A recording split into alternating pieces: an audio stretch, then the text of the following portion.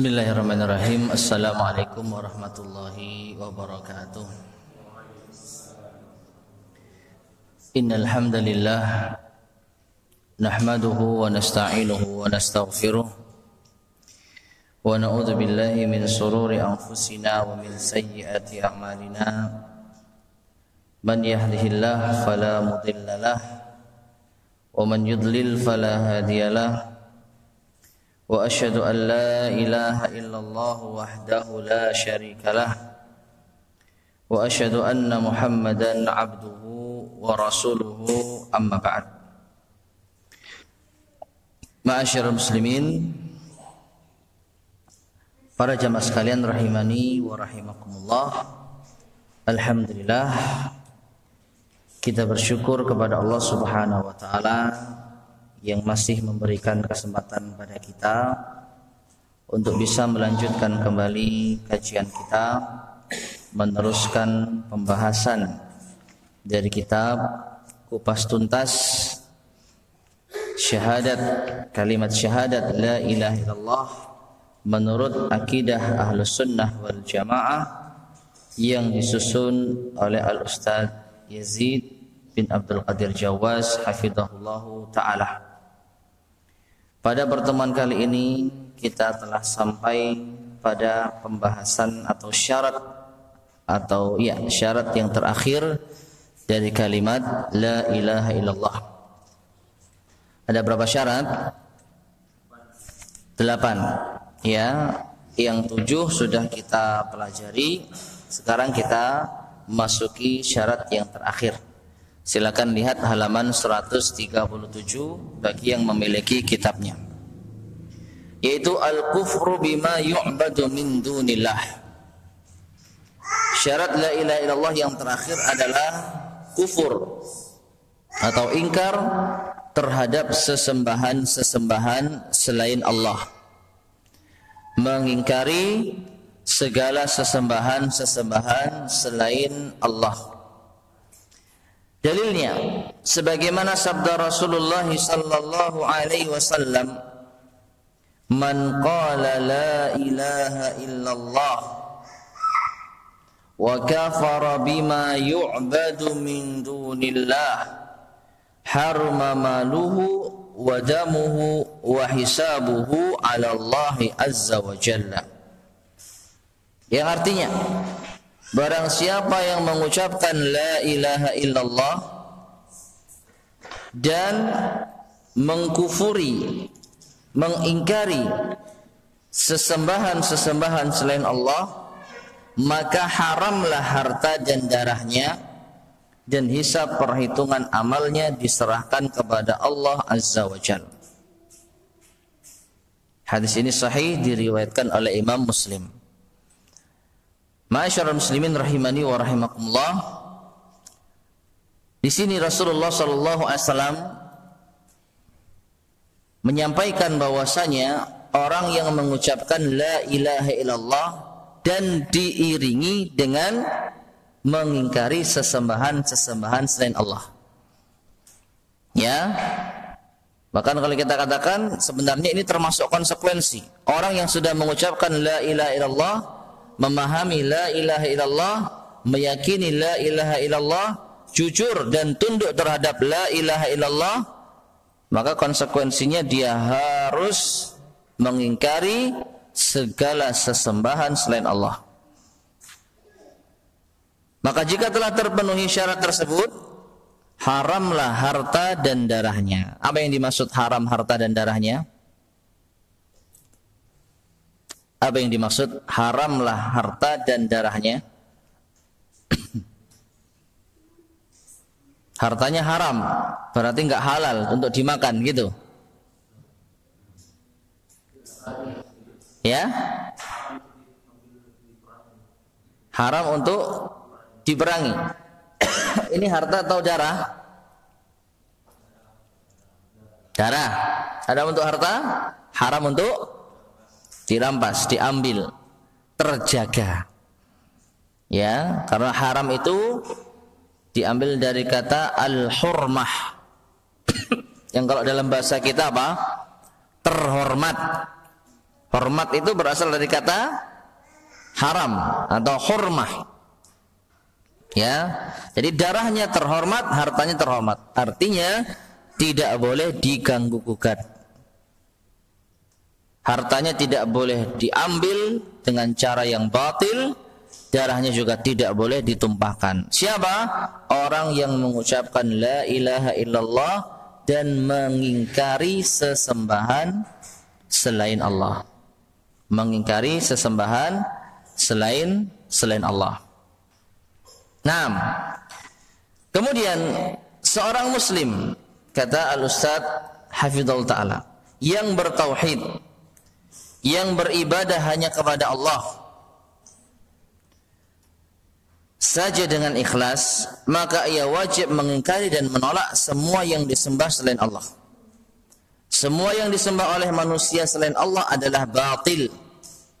Seperti menyembah malaikat, menyembah Nabi Muhammad sallallahu alaihi wasallam, Nabi Isa alaihi salam, matahari, bulan, pohon, jin, benda-benda keramat, kubur-kubur wali dan lainnya. Semuanya adalah batil. Nah, masyarakat muslimin rahimani wa rahimakumullah, yang perlu kita pahami di sini adalah kata-kata menyembah. Yang sering kita pahami mungkin terbesit di benak kita, menyembah itu identik dengan apa? Sujud, kemudian apa?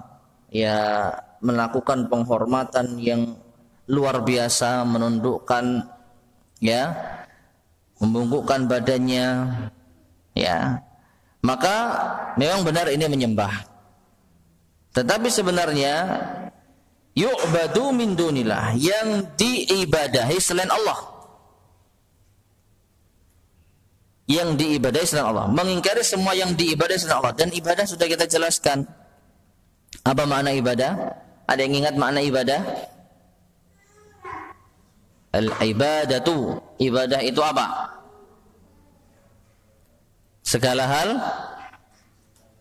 yang dicintai dan diridhai oleh Allah berupa apa? Perintah. Ya, kita memerintah itu. Segala sesuatu yang dicintai dan diridhai oleh Allah untuk kita lakukan berupa apa? Amalan, perbuatan, ya, baik itu apa? Lisan, zahiran wa batinan, yang zahir, yang nampak, maupun yang batin, yang tersembunyi. Ya, ibadah adalah ismun jami'un likulli ma yuhibbuhullahu wa yardah minal aqwali wal af'al adz-zahira wal batinah. Suatu nama yang mencakup segala hal yang dicintai dan diridhai oleh Allah, baik berupa ucapan maupun perbuatan, yang zahir maupun yang batin. Maka ibadah cakupannya luas. Bukan hanya sujud, bukan hanya rukuk, bukan hanya menyungkurkan badannya dengan penuh kehormatan dan kedudukan, tidak. Ya, takut ibadah. Nah ini, takut itu apa? Ibadah. Tawakal ibadah. Memasrahkan diri, kan gitu ya tawakal. Memasrahkan segala urusan itu ibadah. Nah, ketika memasrahkan segala urusan, contoh memasrahkan kehidupannya kepada manusia, sampai pun kepada Rasulullah sallallahu alaihi wasallam. Hidup dan matiku tergantung Rasulullah, misalnya. Hidup dan matiku tergantung malaikat. Hidup dan matiku tergantung Nabi Isa. Maka ini ibadah kepada mereka. Meskipun kita enggak sujud, meskipun kita enggak rukuk, tapi hati kita terkait kepada selain Allah, memasrahkan urusan kita kepada selain Allah, maka itu adalah ibadah. Nah, kalau ini kita serahkan kepada selain Allah, syirik. Maka harus kita memurnikan ibadah hanya kepada Allah. Jadi sekali lagi, seperti menyembah malaikat, menyembah Nabi Muhammad SAW, menyembah Nabi Isa alaihissalam. Menyembah Nabi Muhammad gimana caranya? Apakah sujud dan rukuk kepada hadapan kuburan Nabi saja? Tidak. Ketika seseorang menggantungkan doanya, ya, berdoa kepada Nabi SAW, baik di depan kuburan Nabi maupun di kejauhan kita berdoa. Misal, wahai Nabi Muhammad SAW, tolong sampaikan keinginanku kepada Allah. Ini namanya menyembah Nabi Muhammad. Namanya beribadah kepada Nabi Muhammad. Jadi sekali lagi, kita jangan salah faham, menurut saya enggak nyembah. Nyembah itu kan sujud, rukuk, membungkukkan badan, tidak. Ya, karena menyembah ini adalah bahasa Indonesia. Memang sekali lagi untuk kepada Allah Subhanahu wa taala kita lebih cenderung menggunakan kata ibadah. Tapi untuk kepada selain Allah kita seringnya menggunakan kata menyembah. Tapi jangan salah, menyembah sendiri itu sebenarnya artinya adalah ibadah. Jadi segala aktivitas seseorang yang dia serahkan atau ibadah yang ia serahkan kepada selain Allah, maka itu adalah kesyirikan. Nah, baik kepada Nabi Muhammad, Nabi Isa alaihissalam, matahari, bulan, pohon, jin, benda-benda keramat, mengkeramatkan benda, lalu dengan benda itu kita meyakini benda ini bisa mendatangkan manfaat atau menolak madarat dengan sendirinya, maka kita telah beribadah dan menyembah benda itu. Kubur-kubur para wali, minta kepada mereka dan lainnya, itu adalah kesyirikan. Semuanya adalah batil. Taib. Kita wajib mengingkari semua sesembahan yang disembah dan diibadahi selain Allah. Dan kita pun wajib mengikhlaskan seluruh bentuk ibadah, seluruh bentuk ibadah wajib kita tujukan hanya kepada Allah saja dan tidak boleh kepada selainnya. Allah satu-satunya yang wajib diibadahi dan semua yang diibadahi selain Allah adalah batil. Semua yang diibadahi selain Allah adalah batil.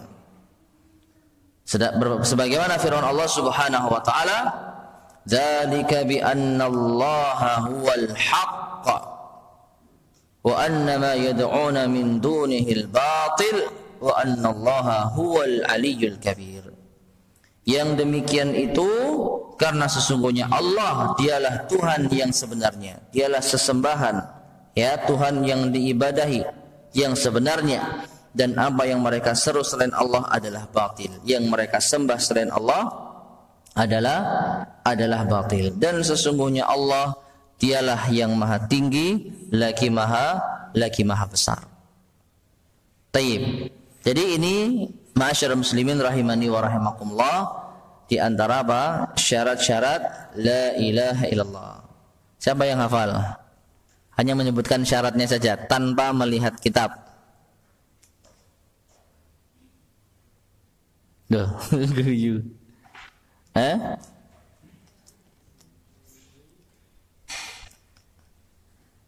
Atau bareng-bareng, murojaah bareng-bareng. Tapi nggak usah lihat kitab.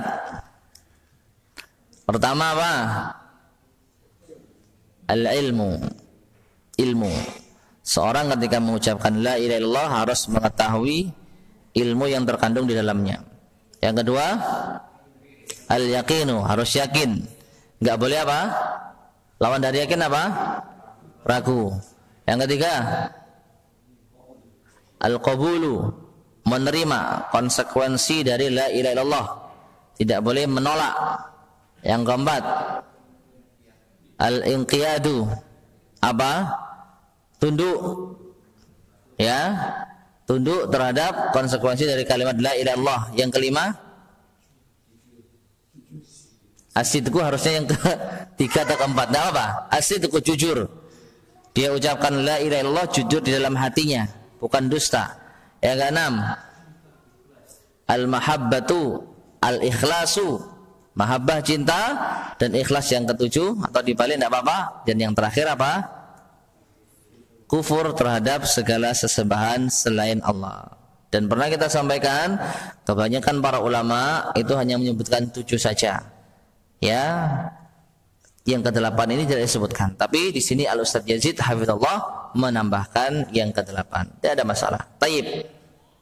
Nah, kemudian kita lanjutkan perkara yang berikutnya. F, yaitu merealisasikan kalimat tauhid. Ya, merealisasikan kalimat tauhid. Syekh Abdurrahman bin Nasir As-Sa'di rahimahullah berkata, yang dimaksud dari merealisasikan tauhid adalah membersihkannya dari syirik besar maupun syirik kecil, dari bid'ah yang berupa perkataan dan keyakinan, dari bid'ah yang berupa perbuatan, juga dari perbuatan maksiat. Jadi sebenarnya kalimat tauhid atau tauhid itu sendiri ini sebenarnya bukan hanya enggak syirik, baik apa? Syirik besar maupun syirik kecil. Bukan hanya tidak syirik, tapi juga apa? Konsekuensi dari tauhid adalah seseorang tidak mengamalkan bid'ah. Apa bid'ah? Singkatnya apa? Amalan yang tidak dicontohkan oleh Rasulullah sallallahu alaihi wasallam. Meskipun pembahasan bid'ah panjang, tapi singkatnya amalan ibadah yang tidak dicontohkan oleh Nabi sallallahu alaihi wasallam. Ini singkatnya ya. Nah, ini juga apa? Orang yang tidak mengamalkan bid'ah termasuk di antara orang yang merealisasikan tauhid. Mengapa? Karena bid'ah itu pada hakikatnya menyelisihi apa? Rasulullah SAW. Kan begitu. Berbeda dengan jalannya Rasulullah SAW. Sedangkan Allah perintahkan kita untuk mengikuti siapa? Rasulullah SAW. Berarti seakan-akan kita telah membangkang dari perintah Allah. Kita telah menyelisihi perintah Allah. Sehingga dengan demikian ada yang cacat dari tauhid kita. Kan di antara syarat tauhid apa? Tunduk dan patuh kepada Allah. Tunduk dan patuh terhadap konsekuensi kalimat Allah. Nah, ketika seseorang ada yang tidak patuh, harusnya mengikuti Rasulullah, harusnya mengikuti sunnah, tapi dia tidak mengikuti sunnah, dia menyelisih sunnah, menyelisih Rasulullah, maka ada yang salah dari tauhidnya. Kalau syirik bisa membatalkan tauhid, bisa membatalkan tauhid, mengeluarkan seorang dari Islam. Tapi kalau bid'ah, tergantung. Kalau bid'ahnya tidak sampai pada bid'ah yang mukaffirah, bid'ah yang menyebabkan kekufuran, enggak sampai batal tauhidnya, tapi pasti mengurangi tauhid. Itu sudah pasti. Demikian pula kata Al-Ustadz atau kata Syekh Abdurrahman bin Nasir As-Sa'di, juga dari perbuatan maksiat. Jangan dikira maksiat ini enggak berpengaruh pada tauhid. Ya, orang yang paling bertauhid adalah orang yang paling jauh dari maksiat. Apa kaitannya? Sama. Allah perintahkan kita untuk taat kepada Allah dan Rasulnya. Allah perintahkan kita untuk menjauhi maksiat. Tetapi kita apa? Tidak mengindahkan perintah Allah. Berarti ada yang salah pada kepatuhan kita kepada Allah. Berarti kita tidak totalitas dalam patuh kepada Allah. Menunjukkan ada yang kurang dari tauhid kita. Ya, maksiat pun juga sama, bertingkat-tingkat. Kalau sampai maksiatnya itu menjadikan kita menghalalkan apa yang Allah haramkan atau mengharamkan apa yang Allah halalkan, maka batal Islam kita gara-gara maksiat tersebut. Semisal orang meyakini tidak wajib sholat. Kenapa? Enggak apa-apa, sholat itu hak manusia, mau sholat silakan, enggak mau sholat silakan. Allah mewajibkan, enggak. Dia tidak apa? Merasa dan dia tidak percaya bahwasanya Allah telah mewajibkan sholat. Dia tinggalkan sholat, maksiat, dan karena dia meyakini apa yang Allah wajibkan itu tidak wajib, maka dia apa? Batal Islamnya, keluar dari Islam.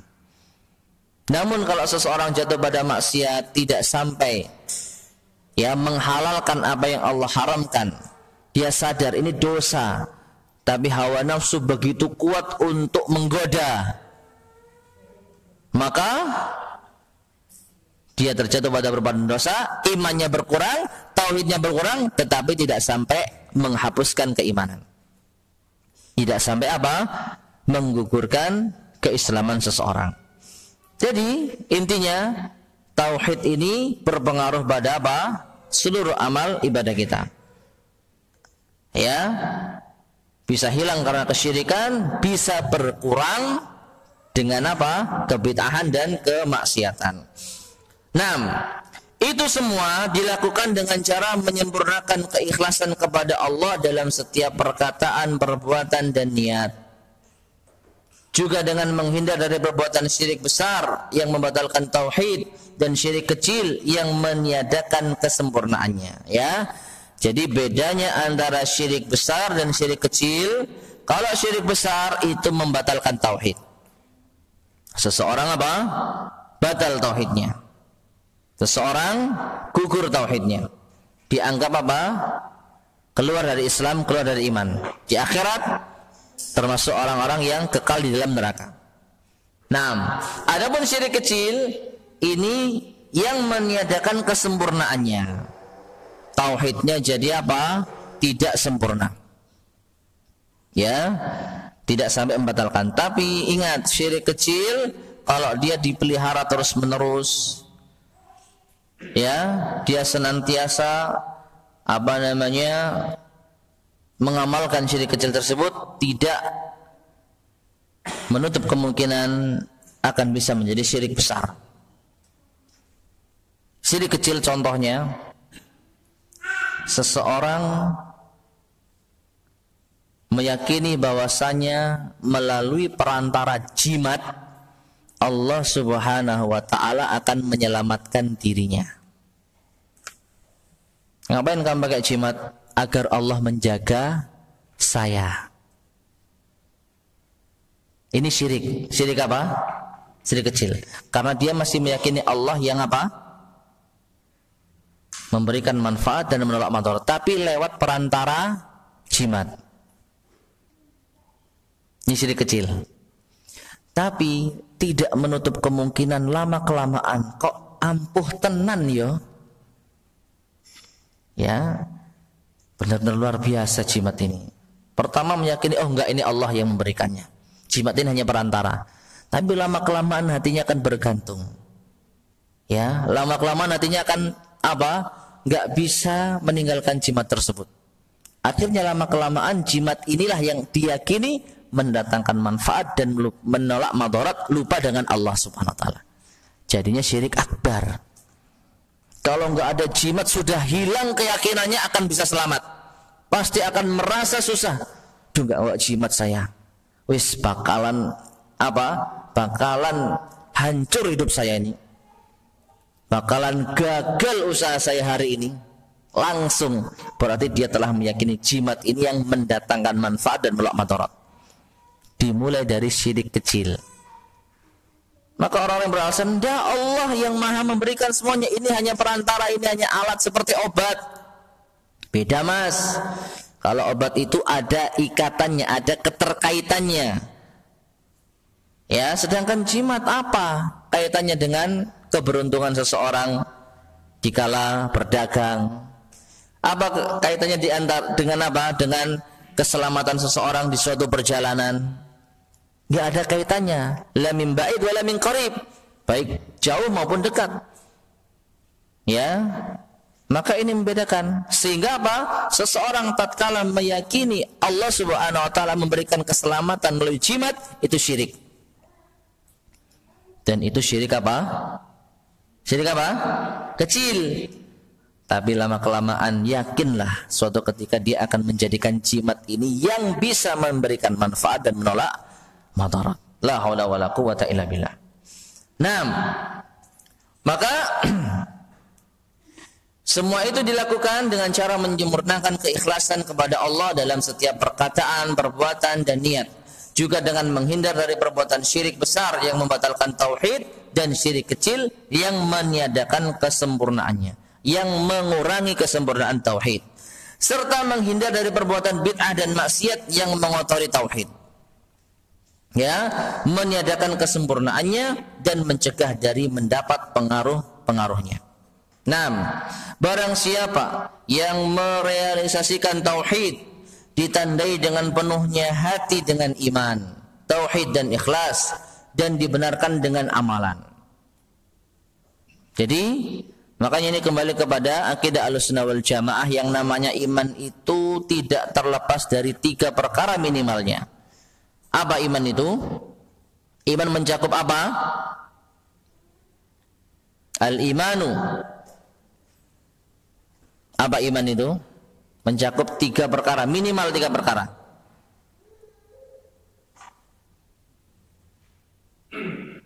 Apa? 6. Keyakinan dalam hati, ucapan dengan lisan, dan amal perbuatan. Qaulun bil lisan, ucapan dengan lisan, dia harus mengucapkan kalimat keimanan, la ilaha illallah. Wa i'tiqadun bil janan, dan harus diyakini di dalam hati.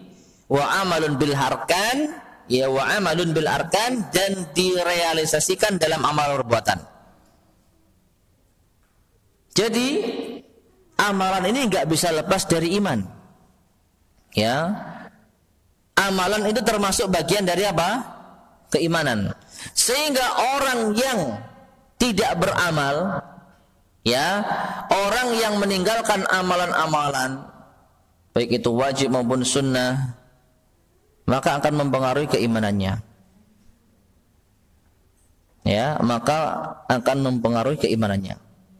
Dan dalam masalah ini ada 2 firqah, 2 sekte yang sesat dalam masalah iman ini.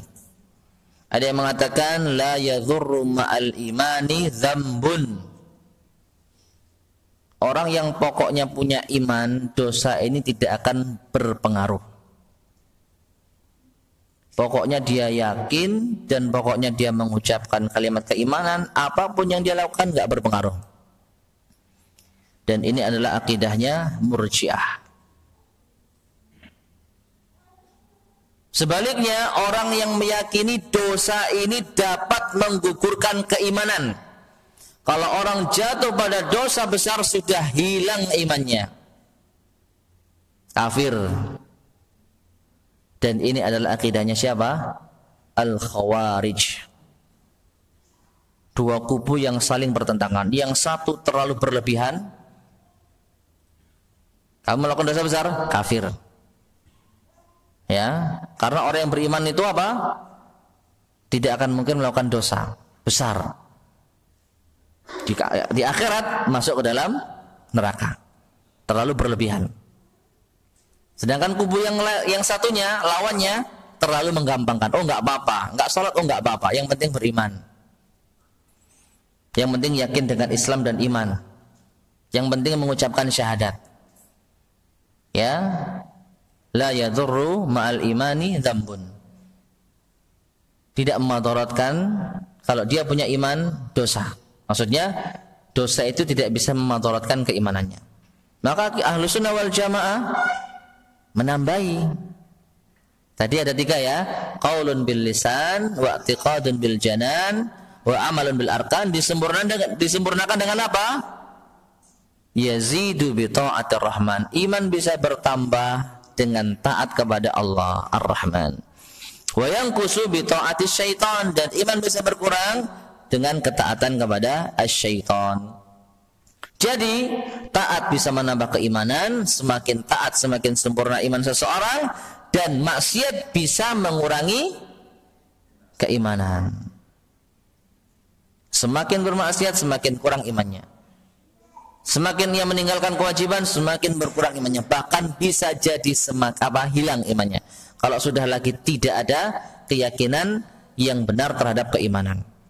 Nah ini, maka dia tunduk kepada perintah Allah tunduk kepada perintah-perintah Allah dan tidak mengotorinya dengan terus-menerus melakukan perbuatan maksiat, maka dia akan masuk surga tanpa hisab, bahkan termasuk orang-orang yang pertama kali memasuki dan menempatinya, yaitu surga.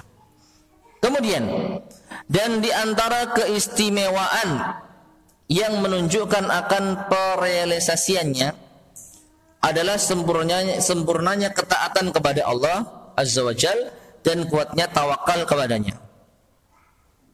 Ya, maksudnya di antara keistimewaan merealisasikan kalimat tauhid yang menunjukkan bahwasanya orang ini adalah orang yang merealisasikan kalimat tauhid adalah ketika ia memiliki ketaatan yang sempurna kepada Allah, benar-benar taat sempurna kepada Allah, meskipun bisa kita katakan hampir dikatakan mustahil, karena setiap manusia pasti terjatuh pada apa?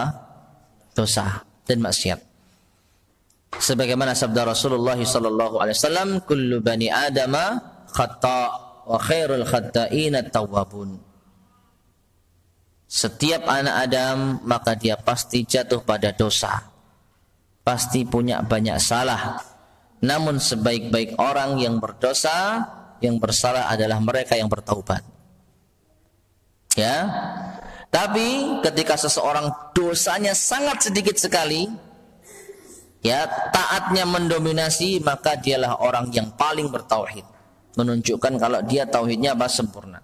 Dan juga apa? Kuatnya tawakal kepadanya, kuat tawakalnya kepada Allah, benar-benar tidak khawatir akan rezekinya, ya, akan keselamatannya, akan kehidupannya di dunia.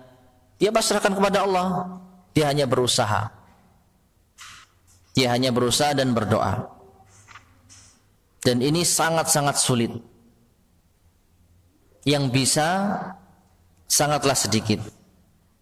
Karena diumpamakan seperti burung. Orang yang bertawakal dengan sebenar-benarnya itu ibaratnya burung. Apa kata Nabi SAW? Lau tatawakkaluna ala Allah haqqa tawakkulihi, atau lau tawakkaltum ala Allahi haqqa tawakkulihi la ruziqtum kama yurzaqut tayr yaghdu khimasan wa yaruhu bitana. Seandainya kalian itu bertawakal kepada Allah dengan sebenar-benarnya tawakal, tentu kalian akan diberi rizki seperti burung. Bagaimana burung mendapatkan rizkinya? Pergi pagi dalam keadaan lapar, pulang sore dalam keadaan kenyang. Asalkan apa? Berusaha. Yang penting apa? Terbang, nyari makanan, berangkat lapar, pulang kenyang, sudah. Nah, siapa yang bisa kayak gitu?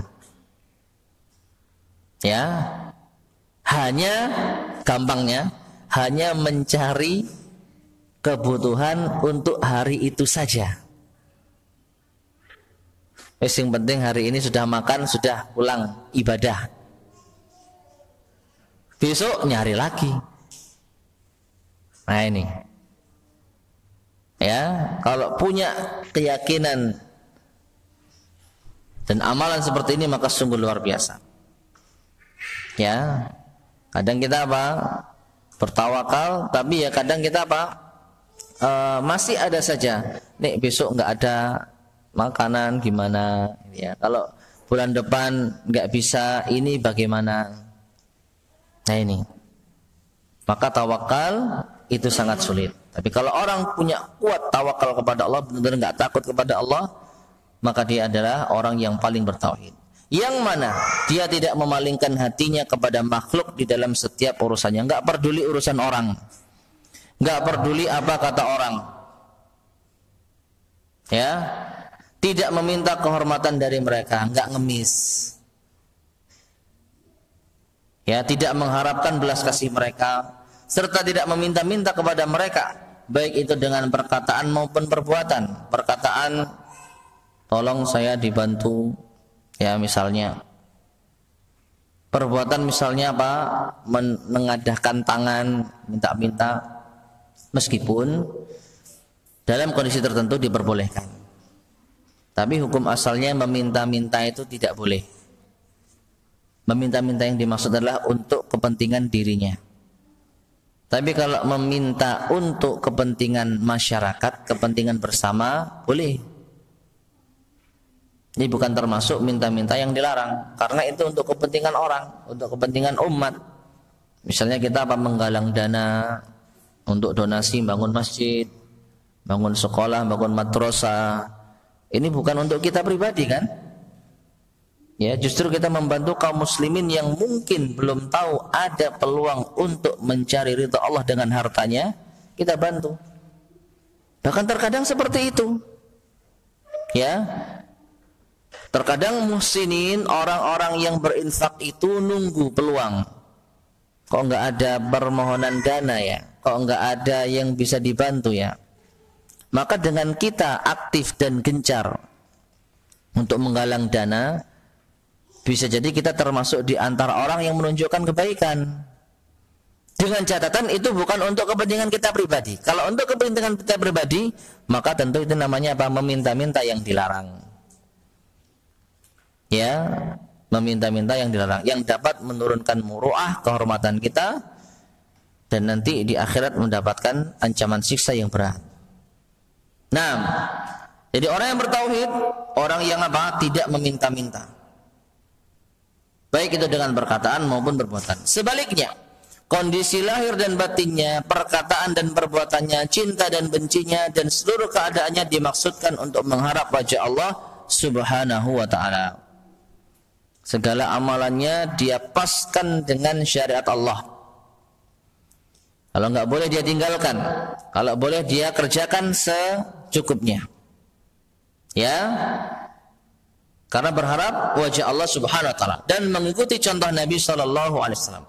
Dan manusia dalam posisi ini bertingkat-tingkat. Keimanan itu apa? Bertingkat-tingkat. Ada yang imannya sempurna, ada yang imannya sedang, ada yang imannya lemah, ada yang enggak punya iman dan seterusnya. Ada yang dikala ini imannya naik, dikala itu imannya turun, dikala ini imannya turun dan seterusnya. Tergantung apa? Tergantung kondisi masing-masing. Nah ini. Kemudian merealisasikan tauhid bukan dengan angan-angan dan dakwaan yang kosong dari kenyataan. Tidak juga kekaguman yang sepi dari tindakan nyata. Misalnya apa? Kita berangan-angan ingin menjadi seperti Rasulullah SAW. Kita membaca sirah Nabi SAW dan takjub luar biasa. Ujian yang menimpa beliau tidak menjadikan beliau gentar untuk mendakwahkan tauhid. Ya, kagum kepada para sahabat yang bisa mempertahankan akidah dan agamanya dan kehilangan hartanya gara-gara apa? Tauhid. Ya, kagum dengan para sahabat karena apa? Berhasil meninggalkan dunia dan seisinya demi mempertahankan tauhidnya. Tapi cuman kagum saja, cuman ngefans saja, nggak mencoba untuk menjadi mereka. Tatkala digoda dengan urusan dunia kita, mulai apa? Goyah tauhid kita. Nah ini, maka merealisasikan tauhid bukan dengan angan-angan dan dakwaan ngaku-ngaku saja, tapi harus apa? Dengan tindakan nyata. Akan tetapi ia direalisasikan dengan apa yang tertanam dalam hati. Memang inti dari tauhid itu sebenarnya dari hati. Ya, hatilah yang berpengaruh besar terhadap tauhid seseorang. Baru diucapkan dengan lisan, baru diterapkan dalam amal perbuatan. Nah, akan tetapi ia direalisasikan dengan apa yang tertanam dalam hati dari keimanan dan hakikat ihsan. Apa ihsan? Ihsan, iman atau Islam, iman, ihsan. Apa ihsan? Merasa dilihat Allah. Ya. Merasa diawasi oleh Allah. Itu namanya muraqabatullah. Merasa diawasi oleh Allah. Memang muraqabatullah termasuk bagian dari ihsan. Tapi kalau redaksi hadisnya al-ihsan anta budallaha ka'annaka tara. Engkau beribadah kepada Allah seakan-akan engkau melihat Allah. Fa illam takun tarahu fa innahu yarak. Dan jika engkau tidak melihat Allah, maka engkau yakin Allah melihat Anda. Ya, benar. Jadi muraqabatullah, merasa diawasi Allah adalah bagian dari ihsan. Nah ini. Dan ini juga apa? Termasuk di antara penyempurna tauhid. Bahkan orang yang ihsan insya Allah orang yang tauhidnya tinggi, orang yang tauhidnya sempurna. Bagaimana tidak? Dia tidak terpengaruh oleh keadaan, tidak terpengaruh oleh kondisi, tidak terpengaruh oleh banyaknya orang atau tidak. Ya, ketika banyak orang dia taat kepada Allah, semangat. Tapi ketika tidak ada orang dia loyo. Ya, dia jatuh pada maksiat. Maka ihsan adalah bentuk perealisasian tauhid yang paling tinggi. 6. Serta dibenarkan oleh akhlak yang indah dan amal-amal saleh yang mulia. Jangan dikira akhlak ini enggak ada kaitannya dengan tauhid. Rasulullah SAW orang yang paling bertauhid dan orang yang paling berakhlak. Bahkan tanda sempurnanya tauhid seseorang, akhlaknya harus baik. Ya. Meskipun terkadang ketika kita membahas skala prioritas mana yang harus kita benahi, tauhid atau akhlak, maka kita kebanyakan sepakat tauhid dulu. Ya, tauhid terlebih dahulu. Namun bukan berarti kita meremehkan akhlak. Bahkan akhlak termasuk di antara hal yang paling banyak menyebabkan manusia masuk ke dalam surga. Ketika Rasulullah SAW ditanya, hal apakah yang paling banyak menjadikan manusia masuk ke dalam surga? Beliau mengatakan, taqwallah wa husnul khuluq. Takwa kepada Allah dan akhlak yang baik. Ini menunjukkan tauhid ini ada ikatan yang kuat dengan akhlak.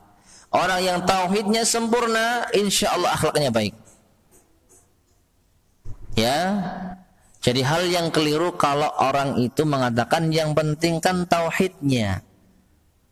Akhlak buruk itu enggak penting, tidak.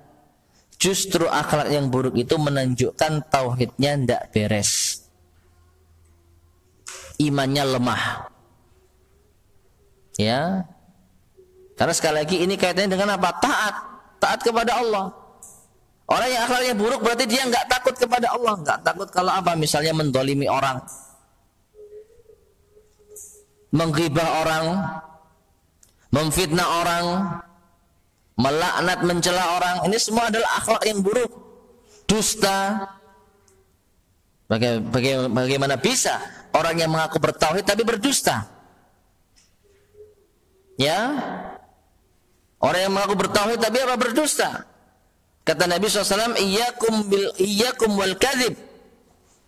Hati-hati kalian dari dusta. Fa innal kadhiba yahdi ilal fujur, wa innal fujura yahdi ilal nar. Karena dusta ini dapat menghantarkan seseorang kepada kefajiran dosa, dan kefajiran dosa dapat menghantarkan seseorang kepada neraka. Ya, bagaimana mungkin orang yang bertauhid yang mengharap surga, tapi dia melakukan amalan yang bisa memasukkan ke dalam neraka? Kontradiksi. Maka pasti nggak beres tauhidnya. Ya, jadi berindah akhlak kita untuk semakin menyempurnakan tauhid kita. Jadi jangan kita apa? Sekali lagi, mendengung-dengungkan tauhid tanpa kita memperbaiki akhlak, tanpa kita memperhatikan akhlak. Akhlak yang mulia tanda kita bertauhid dengan tauhid yang sempurna. Ya, kalau akhlak kita nggak baik, berarti tauhid kita juga nggak beres. Ngaji tauhid lagi sampai akhlak kita apa? Baik. Maka siapa saja yang merealisasikan tauhid sesuai dengan apa yang telah diuraikan di atas, niscaya dia akan mendapatkan keutamaan yang banyak lagi sempurna.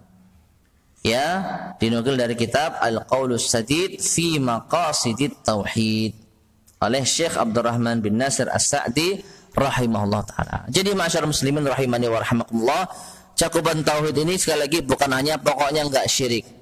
Bukan. Ya. Cakupan tauhid yang sempurna bukan hanya sekedar enggak syirik, tapi apa? Tidak syirik, tidak bid'ah, tidak maksiat. Ya, dan juga tidak apa? Akhlak yang buruk. Ya. Jadi tauhid ini apa? Ikhlas ibadah hanya kepada Allah, mengikuti sunnah, taat kepada Allah, akhlak yang mulia, dan segala hal yang bisa semakin apa? Menyempurnakan tauhidnya. Inilah buah dari at-tauhid. Dengan demikian menjadikan seseorang itu apa? Sempurna keimanannya. Ya. Jadi tauhid adalah pokok dasar dari keselamatan dan juga yang akan mempengaruhi. Kalau tauhid bagus, maka segala amalannya insyaallah akan bagus. Wallahu a'lam bishawab. Baik, masyarakat muslimin rahimani wa rahimakumullah. Insyaallah mungkin yang bisa kita sampaikan pada pertemuan kita di malam hari ini, dan akan kita lanjutkan pada bab yang kelima, wajibnya mentauhidkan Allah. Diulang lagi supaya kita apa? Benar-benar mendalam dan benar-benar apa? Bisa merealisasikan tauhid. Baik, mungkin yang bisa kita sampaikan sebelum kita akhiri, barangkali ada yang mau ditanyakan, silakan.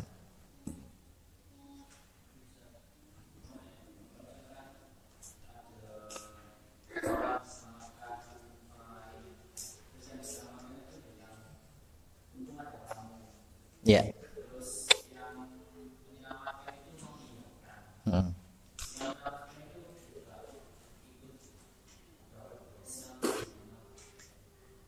Adapun ucapan, maka ini dilihat pada niatnya.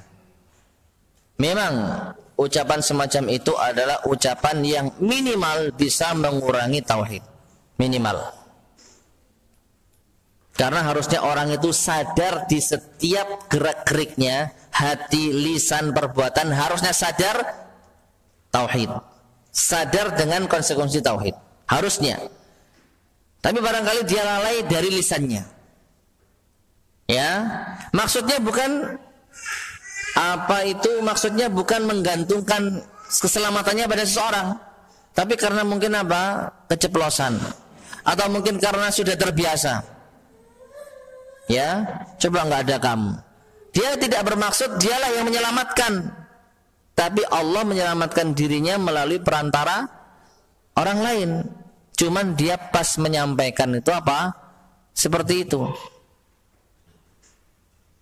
Ya, harusnya dia mengatakan minimal dimulai dengan alhamdulillah. Alhamdulillah. Ini penting. Alhamdulillah Allah menyelamatkan nyawa saya melalui Anda. Panjang ya. Tapi ini untung anak gue cepat, gampang. Nah ini sama seperti ketika kita membiasakan mengartikan la ilaha illallah dengan la ma'budu bihaqqin illallah. Panjang. Tidak ada Tuhan yang berhak diibadahi dengan benar kecuali Allah. Itu makna la ilaha illallah yang benar. Tapi kalau tidak ada Tuhan selain Allah, cepat. Ya. Nah, ini kita boleh membiasakan ngomong yang benar. Jadi kalau niatnya tidak ada sedikit pun, ya, tidak ada sedikit pun keyakinan dia yang menyelamatkan, bukan Allah, insya Allah nggak syirik. Tapi ucapan ini dapat mengurangi tauhid. Demikian pula kawannya. Kalau dia cuman ya saja, ya wis pokoknya ngono gitu ya, tanpa ada keyakinan dia maha menyelamatkan, tentu tidak syirik. Jadi sekali lagi, ucapan ini berpengaruh pada tauhid. Kalau dia meyakini, bisa syirik. Meyakini kalau dialah yang menolongnya, dan orang yang menolong mengatakan iya saya memang maha penolong. Memang saya mau menolong. Kalau kamu nggak ada saya mati kamu. Nah ini dengan bangganya maka bisa jatuh pada perbuatan syirik. Jadi innamal a'malu bin niyyat. Mungkin seperti itu. Wallahu a'lam. Taib, ada lagi yang tanyakan? Iya.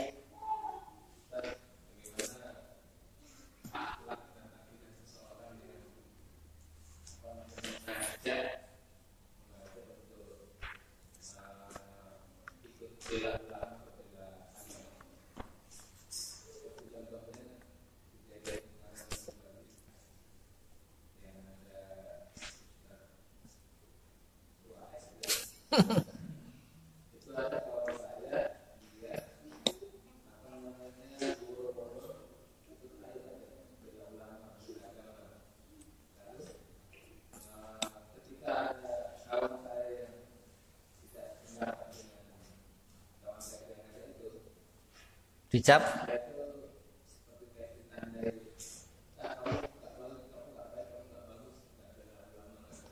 Iya.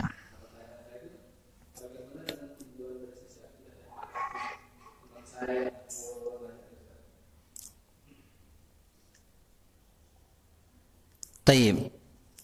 Jadi Allah alam bisawab, yang saya lihat dua-duanya memiliki kesalahan.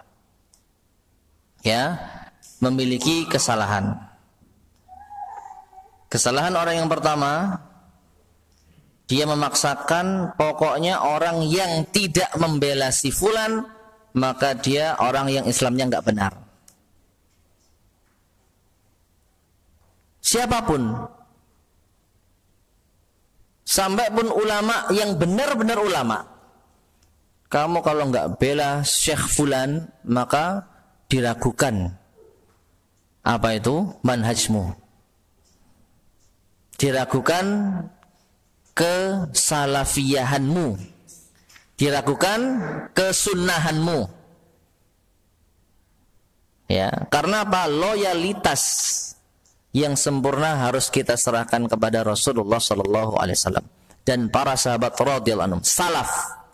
Adapun person-person, tidak ada kewajiban kepada kita loyal secara sempurna. Kalaupun kita mau loyal membela, itu pada sisi yang baiknya, karena dia membela agama Allah, karena dia memperjuangkan Islam, kita bela. Tapi kalau dia salah, dia keliru, kita tidak membelanya. Ya, jadi kesalahan orang yang pertama terlalu fanatik, sehingga menjadikan bela ustadz ini atau tidak membela ustadz ini sebagai barometer dari kebaikan seorang. Nah, orang yang kedua juga salah. Salahnya apa? Karena dia pokoknya enggak itu.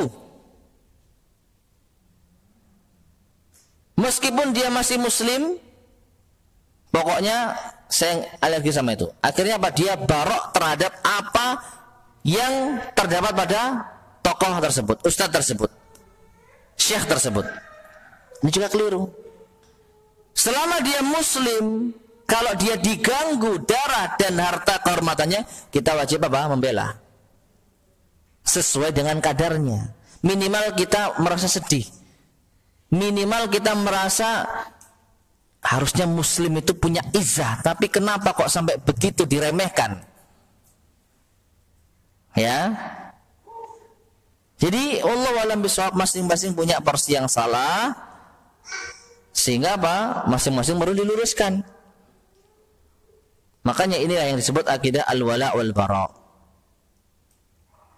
Ya, kita loyal kepada muslim sesuai dengan ketaatannya. Kalau dia taat, oke. Tapi kalau dia salah, maksiat, ingatkan.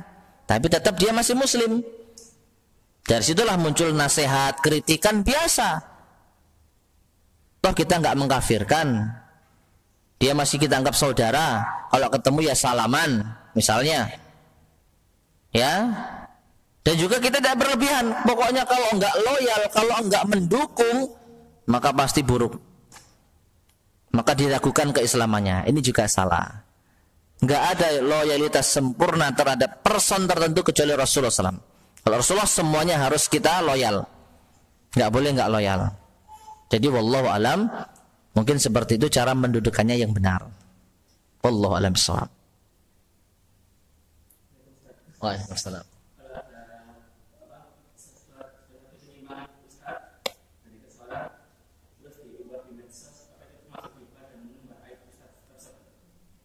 Tergantung. Kalau kesalahannya itu kesalahan yang sifatnya pribadi,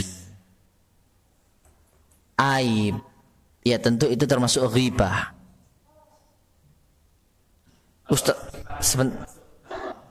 Makanya Ustadz itu kemarin gonceng cewek, padahal bukan istrinya, bukan anaknya. Saya tahu. Ditampakkan di medsos, si fulan Ustadz, tapi dia gonceng cewek misalnya. Ini aib, dosa. Kalau kita sebarkan, nasihati. Ya, tapi kalau kesalahannya ini terkait dengan kemaslahatan umat, maka ketika kita meluruskannya bukan termasuk mengumbar aib. Wong dia sendiri nggak merasa itu aib kok. Ghibah itu apa? Zikruka akhaka bima yakrah, kata Nabi SAW. Engkau menyebut tentang saudaramu apa yang dia benci. Ya, makanya kritikan itu perlu kita perhatikan. Kalau kita nggak bisa mengkritik dengan benar, diam. Nggak usah nyinyir, nggak usah menyebutkan sesuatu yang nggak ada kaitannya. Ya, bahkan cenderung baper. Sampai-sampai tadi, misalnya ada ustadz yang nggak kita senangi secara akidah menyimpang, lalu kita tahu, oh ternyata wong iki yo, misalnya gonceng cewek ya, kita sebarkan dosa kita. Ini nggak ada kaitannya dengan penyimpangannya yang tersebar. Penyimpangan yang tersebar luruskan, kritik silakan. Dosa pribadinya dia yang tersembunyi, yang dia nggak mau orang tahu, ini yang kita tutupi. Ya, jadi kembali kepada kesalahannya, penyimpangannya ini terkait dengan kemaslahatan umat enggak? Kalau sampai orang ini tersesat, keliru memahami gara-gara ucapannya, wajar dikritik di muka umum. Ya, meskipun kalau bisa dikritik secara pribadi, lalu ustadz itu sadar lalu menarik ucapannya, lebih baik. Lebih baik. Ya, karena apa? Ketika dia sadar, maka orang nggak tahu kalau dia ini apa dikritik. Contoh misalnya saya salah mengucapkan. Boleh, kita berhak menyampaikan, Ustadz Afan salah Ustadz. Nah, boleh. Kesalahannya sudah didengar umat kok. Tapi jauh lebih baik apabila mungkin. Ya, ketika masih ada waktu lama, japri saya. Kemarin antum menyampaikan begini, bukankah begini? Oh iya, saya salah. Besok saya yang meralat. Afwan, kemarin saya sempat mengatakan demikian. Alhamdulillah ada yang mengingatkan, tanpa tahu siapa yang mengingatkan. Atau tanpa saya menyebutkan, ada yang mengingatkan pun, yang penting saya rujuk dari kesalahan. Itu kan yang diinginkan. Rujuk dari kesalahan, itu yang diinginkan. Kalau orang bisa rujuk dengan cara yang smooth, halus, tanpa merasa ada yang dihakimi, tanpa merasa ada yang disidang, tanpa ada rasa yang dicela, afdal. Tapi masalahnya kalau sudah diajak bicara baik-baik, misalnya saya manggil saya, enggak, kamu salah kamu, padahal jelas saya yang salah. Boleh Anda mengatakan, Afan, kemarin antum mengatakan demikian dan salah. Boleh. Jadi kurang lebih seperti itu. Wallahu a'lam bishawab. Nggih.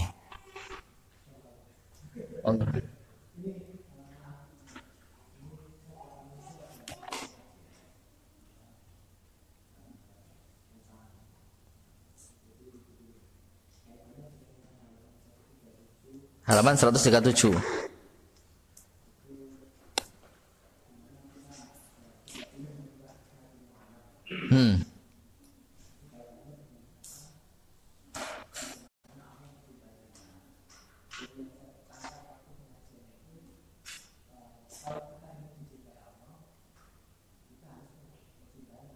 Betul.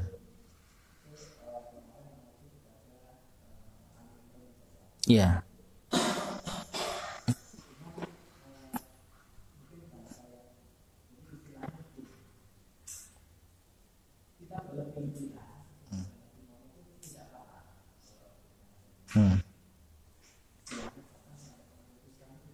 Ya.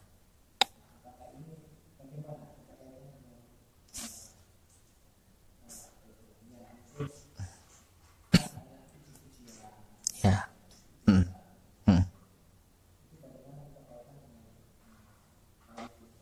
Taib. Nah, jadi tadi disinyalir surat Ali Imran ayat berapa? 31. Ya. Allah Subhanahu wa taala berfirman, "Qul in kuntum tuhibbunallaha fattabi'uni yuhibbukumullah wa yaghfir lakum dzunubakum." Ini ada di syarat yang al-mahabbah. Nah, kan? Ya. Halaman 136. Halaman 136. Katakan wahai Muhammad, jika kamu cinta kepada Allah, mengaku cinta kepada Allah, ikutilah aku, ikutilah Rasulullah SAW. Yuhibbukumullah, niscaya Allah akan mencintai kalian dan mengampuni dosa kalian. Demikian pula hadis di bawahnya, seseorang tidak akan bisa merasakan manisnya keimanan sampai apa? Ayyakunallahu wa rasuluhu ahabba ilaihi mimma siwahuma. Ketika Allah dan Rasulnya lebih ia cintai dibandingkan dengan selainnya. Perhatikan, di sini yang ada adalah cinta dan ittiba. Mencintai Allah dan Rasulnya pada hadis, dan ittiba mengikuti Rasulullah pada ayat. Jadi sudah jelas. Kita dikatakan cinta kepada Allah kalau kita mengikuti Rasulullah SAW. Dan tadi dikatakan nggak apa-apa kita berlebihan dalam mengkultuskan Rasul. Loh, justru Rasul melarang Apa kata Nabi SAW? La tutruni kama atratin nasara Isa bin Maryam. Jangan kalian kultuskan aku berlebih-lebihan dalam menyanjungku sebagaimana orang Nasrani mengkultuskan menyanjung Nabi Isa bin Maryam. Jelas. Maka kalau kita, oh iya patuh saya, ya udah Rasulullah, saya enggak menyanjung Anda seperti orang Nasara menyanjung Isa bin Maryam. Berarti kita apa? Ittiba. Berarti kita apa? Cinta Allah. Ya. Jadi cinta kepada Rasulullah SAW tidak berarti kita berlebih-lebihan dalam menyanjungnya. Ada batasannya. Makanya apa kata penyair? Lau kana hubbuka sadiqan la ata'tahu fa innal muhibba liman yuhibbu muti'u. Seandainya cintamu itu benar, ini menunjukkan cinta itu ada yang benar dan ada yang tidak benar. Ada yang jujur, ada yang tidak jujur. Kalau cintamu jujur, beneran, pasti kamu mentaatinya. Karena orang yang sedang jatuh cinta, dia akan taat kepada orang yang dicintainya. Nah sekarang Nabi mengatakan nggak boleh berlebih-lebihan dalam menyanjungku. Ada orang yang berlebih-lebihan. Berarti itu dia tidak cinta kepada Rasul. Enggak, ini saya cinta kepada Rasul. Enggak, Rasul nggak boleh kok kamu tetap melakukan. Cinta yang palsu. Cinta yang tidak jujur. Kalau cinta kepada Rasulullah, ikuti, selesai. Nah, jadi mencintai Rasulullah bukan dengan cara seperti yang dilakukan oleh kebanyakan orang, berlebih-lebihan. Justru itu menunjukkan dia tidak cinta Rasul. Jadi orang ngaku itu berhak, Pak. Orang mengaku cinta Rasulullah, orang mengaku ini adalah bentuk cinta dengan tangisan, dengan apa, itu urusan mereka. Tapi yang kita lihat apa perbuatannya. Rasulullah sudah mengatakan standarnya itu apa? Fattabi'uni, ikuti aku, taati aku. Itu sudah standar cinta, nggak bisa lebih dari itu. Sesuatu yang sudah standar, kalau kita tambahi rusak, kalau kita kurangi juga kurang. Nah inilah kita apa? Sesuai dengan takarnya. Jadi hal tersebut tidak dibenarkan. Nggak boleh mencintai, atau maaf bukan mencintai ya, nggak boleh menyanjung dan mengkultuskan Rasulullah, karena itu dilarang oleh beliau. Kalau cinta harusnya Anda ikuti Rasulullah. Mungkin seperti itu. Ya, wallahu a'lam bishawab.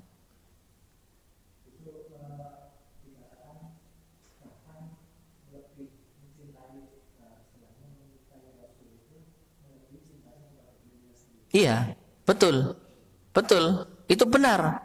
Tapi masalahnya mencintai Rasul seperti apa yang dimaksud?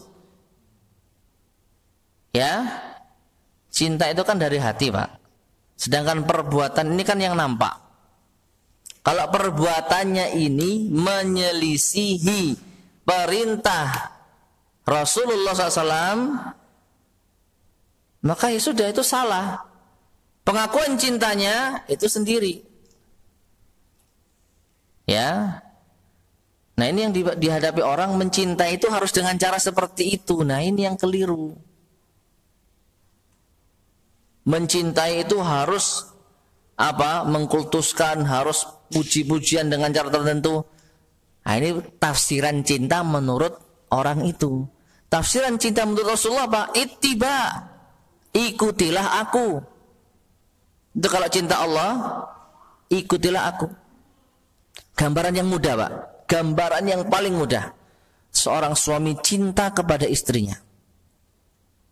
Cinta kepada istrinya. Istrinya pingin, "Mas, tolong saya belikan nasi bebek ya." Oke, berangkat.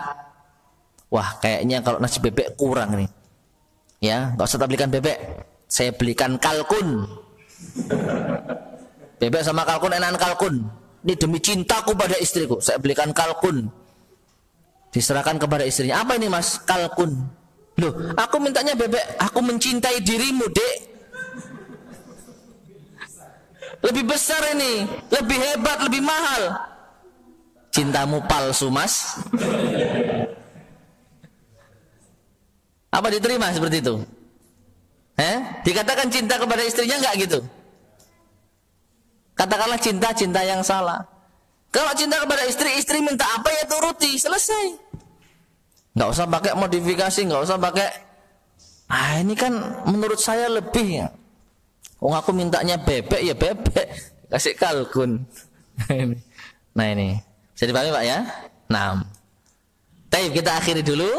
Semoga bermanfaat. Kurang lebihnya saya maaf. Subhanakallahumma bihamdika asyhadu an la ilaha illa anta astaghfiruka wa atubu ilaik. Walhamdulillahirabbil alamin. Wassalamualaikum warahmatullahi wabarakatuh.